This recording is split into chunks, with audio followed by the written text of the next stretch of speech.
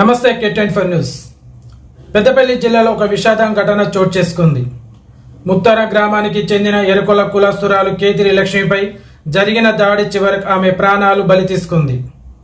గ్రామంలోని కొంతమంది పెద్దలు లక్ష్మిపై దాడి చేసి అవమానంగా మాట్లాడిన ఆరోపణలున్నాయి. ఈ ఘటనతో తీవ్ర మనస్తాపానికి గురైన లక్ష్మి పురుగుల మందు తాగి ఆత్మహత్యకు పాల్పడింది. ఈ ఘటన గ్రామంలో తీవ్ర కలకలం రేపింది. ఈ ఘటనపై ఆగ్రహం వ్యక్తం చేసిన తెలంగాణ ఆదివాసీ ఎరకల సంఘం నాయకులు ముత్తర గ్రామంలో ధర్నా నిర్వహించారు.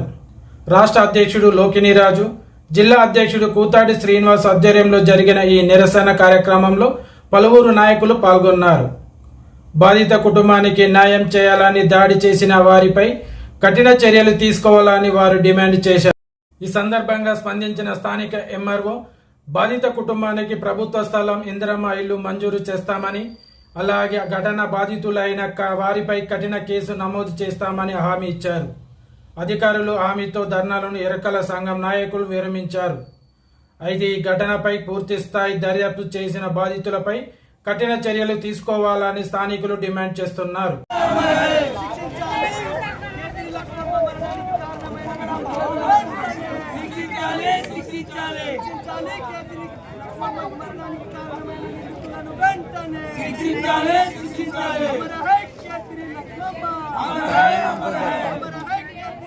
आपको कंगारा